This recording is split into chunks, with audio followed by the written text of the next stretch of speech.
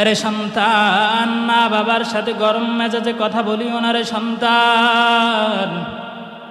গরম ভাব দেখায় মা বাবার সামনে কখনো উঁচু কথায় বলবা না। মায়ের মনে কষ্ট দিবা না, বাবার মনে কষ্ট দিবা না।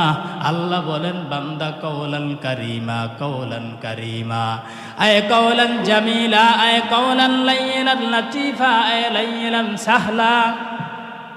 আল্লাহ বলেন এরে গোলাম, জামিলা কারিমা, সুন্দর আচরণ, সহজ আচরণ, সুন্দর স্বভাব, সুন্দর নরম আচরণ মা বাবাকে বান্দা উপহার দাও। মা বাবার সামনে কখনো কঠিন ভাষায় কথা বলবা না। সাহলা মানে নরম সহজ।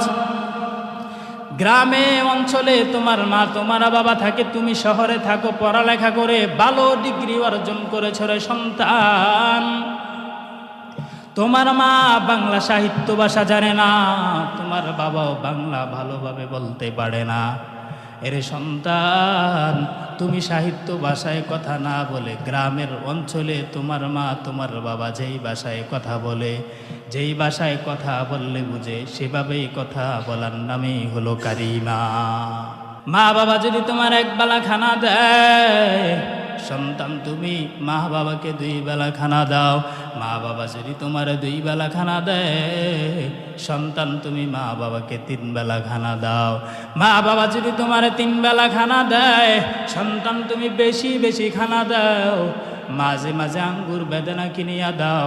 আমার মায়ার নবী বলে, মা বাবা যার বান্দার প্রতি খুশি, মা বাবা যেই বান্দার প্রতি খুশি, যেই সন্তানের প্রতি তার মা বাবা খুশি, আমার আল্লাহ ওই